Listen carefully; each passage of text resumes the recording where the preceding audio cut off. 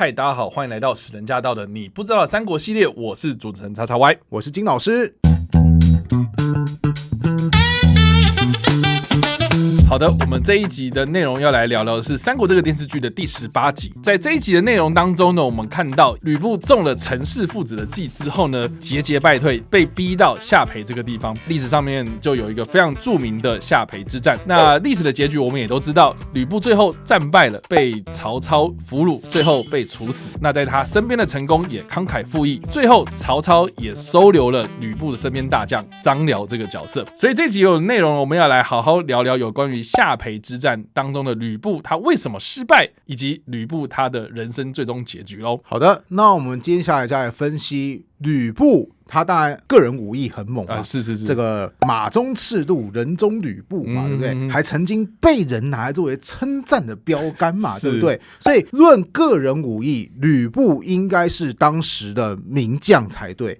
那既然是当时的名将，为何会落败呢？我这边来整理了几个可以从历史上归纳出来吕布的弱点，而这些弱点一步一步带领他走向失败。首先，弱点一，他这个人猜忌心太重。三国志有这么一段话形容吕布，就是布虽骁猛，然无谋而多猜忌，不能治御其党。什么意思？这个人很猛没有错，但他对部下没有办法好好信任，所以就导致他无法好好的统御整个团队。那如何可以证明说这个人猜疑心很重呢？就是在下邳之战，当时曹操即将就要包围下邳城了，此时作为军师的陈宫就曾经跟吕布建议说，现在我们有一个计策，就是吕布你率领一支军队赶快驻扎在城外，那我陈宫自己来镇守下邳城。如果曹操去攻打将军你的部队，我就出城迎战，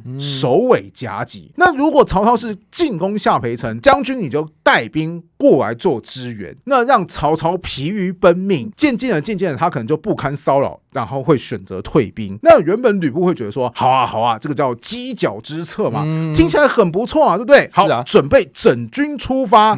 结果当时吕布的妻子，其实我们前面有提过这段经历哦，就是吕布的妻子就说，哎呀，将军你出去啦，就留陈宫这边来主持大局啊。那万一陈宫在下邳城内搞什么事情，将军你又不在，那到底会出什么意外呢？因为毕竟之前也有姓陈的前车之鉴嘛。对啊。所以当时吕布一听就说有道理耶，吕布好像常常听别人话都觉得有道理耶，于是他就决定说，不出城了，就直接驻扎在这个下邳城。OK， 所以这是他第一个原因，他猜忌心很重，不能接纳所谓的精妙计策。那在第二个原因是什么呢？是他无法打造一个团结合作的团队。三国志有这么一段话形容，叫做诸将各异议自疑，故每战多败。其实吕布底下有没有猛将？有啊，《后汉书》有形容吕布身旁有一些跟着他的猛将，他们率领骑兵部队出战的时候，很多时候获得胜利。但要注意，这些人他们如果是率领小股部队上阵杀敌，那是没有什么问题的。可是你让他们扩大变成各自率领部队，要变成大兵团协同作战的时候，彼此就开始不符合彼此，就是这个人为什么要我听他的，或是我遇到危险，他真的会来救我吗？你吕布要不要出来主持公道一下？偏偏吕布，我刚刚前面有说过，他对部下猜忌心很重，是可能当底下人在说我怀疑他的时候，吕布心中就会想说，我也怀疑他，或者是说我怀疑你们全部人。所以你看，吕布他的确有精兵猛将，但是他们的结果不是1+1等于2，或是1+1大于2，往往是怎么样？彼此内部互相消耗。在第三点，就是吕布这个人还真的很有问题，因为他很喜欢玩部下的女人。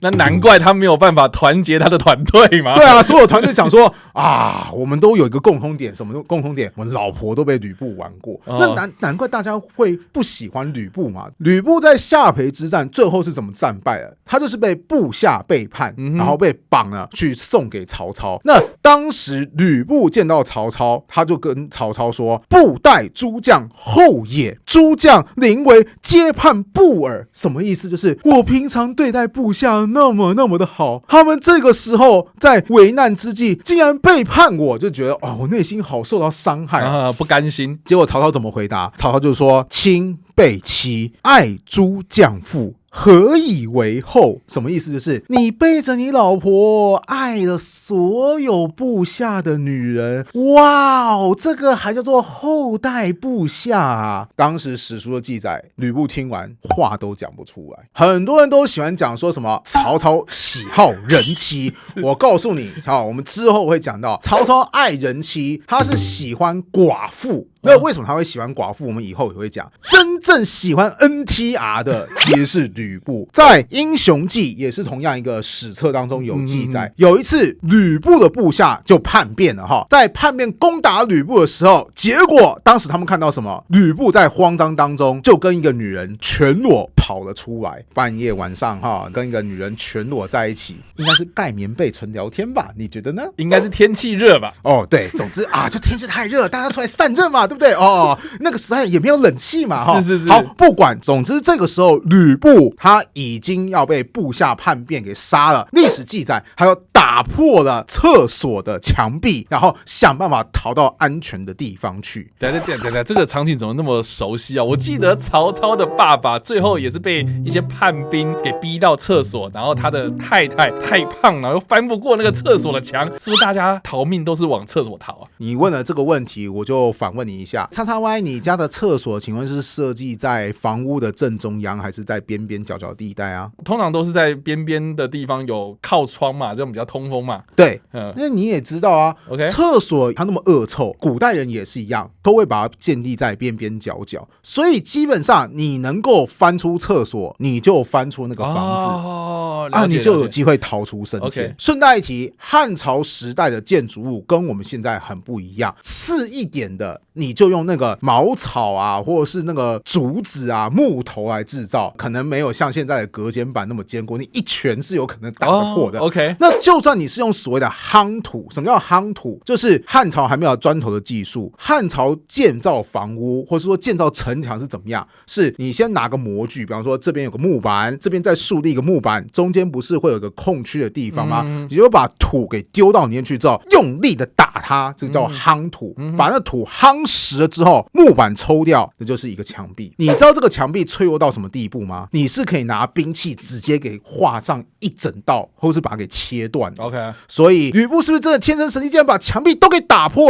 那是因为那个年代墙壁很容易打破。小孩子千万不要觉得说我要学吕布，然后就去打你家的厕所，相信我，你只会送医院而已哈。那我们刚刚讲到吕布的3个原因，第一个猜忌心重嘛，第二个无法打造团结的团队嘛，第三个他喜欢玩部下的女人嘛。我们又讲到说他好像就疑似跟别人晚上睡觉的时候遇到叛兵。接下来就要讲到第4个他为什么无法在乱世当中脱颖而出的重要原因，那就是他不能够重用真正的人才。前面有提到吕布他绕跑了嘛，对不对？他要逃到安全的地方去，他后来逃到哪里去呢？逃到他一个部将叫做高顺的军营当中。这个高顺，熟悉三国的人通常都知道他的名字。为什么？因为高顺他当时人送外号陷阵营，就是率领不到1000名的部队精锐骑兵去突袭别人，往往每战必克，所以叫做陷阵营。高顺其实对吕布是非常非常忠心的，所以吕布你看他遇到危难的时候，第一个就是往高顺那边跑，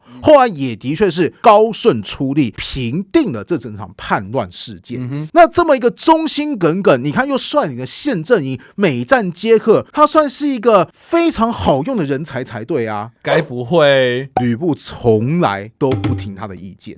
可能这就是为什么吕布他明明本身武力很强，他的部下也很多精兵良将，但是你看你真正人才不用，就算有人才你还去睡他的女人，结果呢你就造成你的部下之间也无法协调，所以才变成明明有众多良好的资源，最后却在乱世当中提早出局。那故事说到这边，我就还蛮想问刚刚我们有提到在守下邳城的这一段过程当中，有一个非常重要，而且也在电视剧当中有出现的一个人物，就是陈宫嘛。是陈宫一直都在吕布身旁出谋划策，甚至呢在电视剧当中呢也有出现过跟吕布争执的一些场景哦，甚至在电视剧当中也有出现陈宫一个人在喝闷酒，他就自我怀疑，我到底是不是应该继续跟这个拥军啊？我需不需要再去另谋他主哦？我就还蛮好奇，就是在历史上的陈宫，他有没有过这样子的一个自我怀疑，或者他曾经有没有背叛过吕布嘞？还真的有。我们前面有讲到那个吕布从厕所逃出的那个叛乱事件嘛，对不对？其实当时叛乱事件平定之后，吕布就要来秋后算账了。OK， 他就问部下说：“当时还有谁也参与了叛乱事件呢？”结果其中一个部下就说：“陈宫也有参与。”然后陈宫听了，整个人脸色非常非常难看。OK， 但请注意哦，陈宫脸色难看，但他却没有出言反驳，默认对他真的应该有一些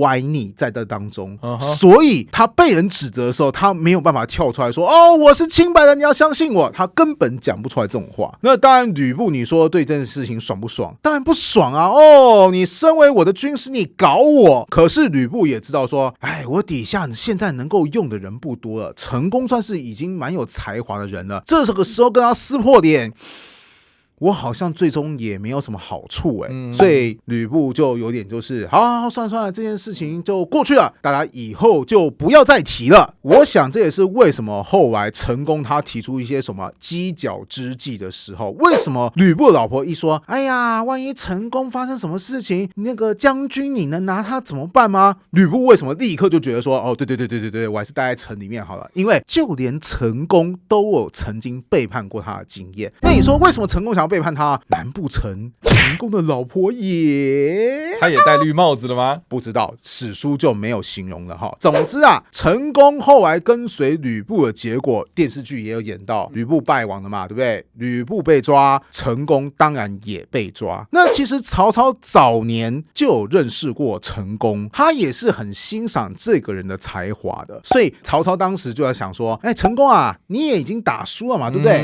那不如你现在就换成投靠我曹操吧，我们两个还是可以跟以前一样嘛，我做君主，你就成为我的谋臣，这样有什么不好呢？结果没想到陈宫坚决反对，反对到什么地步呢？曹操当时都已经动用到什么样的手段，就是一直劝，曹操就说，哎呀，陈宫啊，你可是还有老妈的啊，你要是死了，老妈该怎么办呢？拿他家人威胁。对，结果陈宫就很硬气，他就讲说，我听说过仁德的君主不会为难死者的家属，所以呢，你是否是仁德的君主呢？你自己看着办。尤其是陈宫把球给踢回去说，拿家人来威胁我啊，好啊，你可以对我家人怎么样啊？那你就想想看大家会怎么看你，你在这个乱世当中名声臭了，你确定你还要混下去吗？不要威胁我陈宫，我陈宫不怕。那曹操这时候又说啊，那你还有老婆小孩，没了老公跟老爸好凄惨的，这又该怎么办？他们以后怎么活得下去呀？我帮你照顾。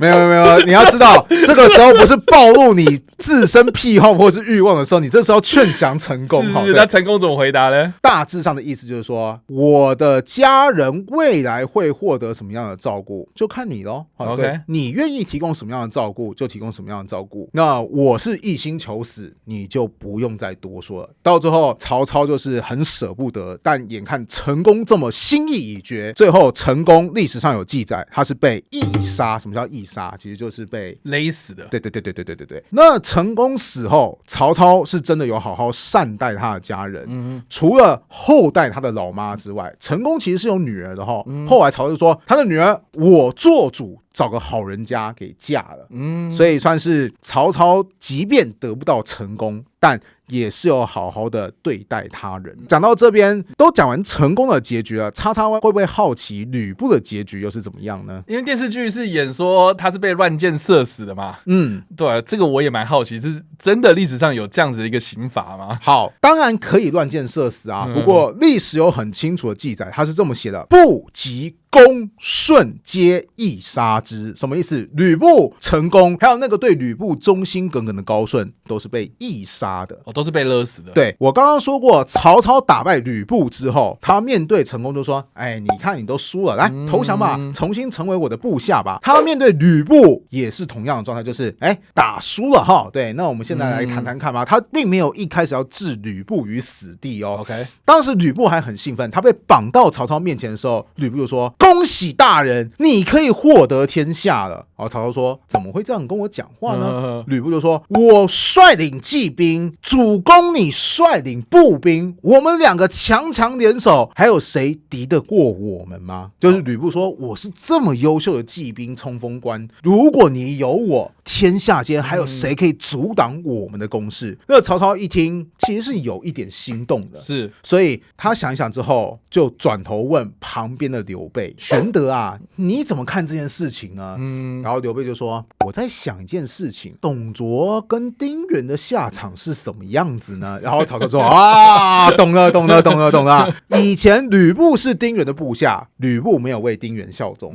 以前吕布是董卓的手下，甚至亲若父子。”结果他亲手解决了董卓的性命。那既然吕布要成为我曹操的部下，那他关键时候会发生什么事情呢？就变四姓家奴啦。而且他这么强大的武力，他真的要发生什么事情，我曹操能够顺利的阻止他吗？所以到最后才会怎么样？一杀之。好，这边都提完吕布、成功还有高顺了。电视剧还有演到一个人，就是张辽。那张辽他其实在小说《三国演义》当中，他本来也是打输了，然后被人家给活绑到曹操面前。然后曹操一开始有问张辽说愿不愿意投降啊？张辽一开始还不太乐意，就说啊，做人应该尽忠啊。然后曹操说哦，这样子啊，那你去死吧哈。此时关羽站了出来就说，张辽是个好男人哈，曹操你要是这样子杀掉他就太可惜了，你不考虑多一点吗？那曹操这时候就说，你看关羽都帮你求情了，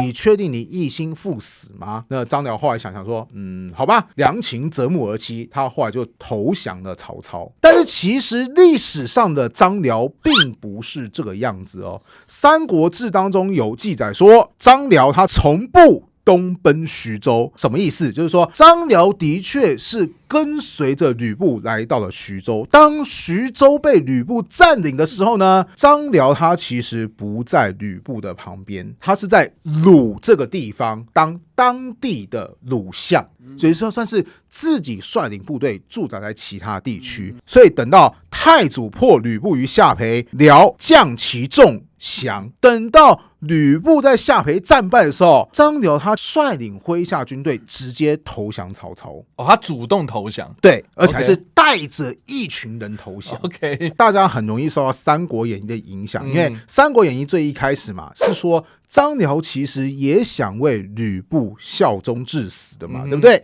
好，后来是关羽求情，历史却不是这个样子。从历史当中可以看得出来，张辽虽然一直跟随着吕布，但很有可能是迫不得已的。吕布原本是谁的部下？是丁原的部下嘛？那丁原当时是受到大将军何进的召唤，率领并州地区的兵马赶赴洛阳。结果谁知道呢？大将军何进被宦官给杀死，才引起了董卓进京，然后统御了洛阳地区。那最终呢，董卓也连带杀死了并州集团的首领丁原，吞并了并州集团。吕布就是并州集团的代表。那在这个过程当中，原本也出生于并州集团的张辽，此时能够做什么事情呢？那当然就是跟着吕布走啊。对啊，因为你这个时候突然要反抗，人家人多势众，你干嘛急着找死，对不对？那如果你就选择落荒而逃，不要忘记了，当年董卓的部下听到董卓死掉的时候，也是说，我们要不要落荒而逃？然后贾诩就立刻站出来说，你这样子落荒而逃啊，任何一个地方的长官都可以把你给抓住，直接给处死。所以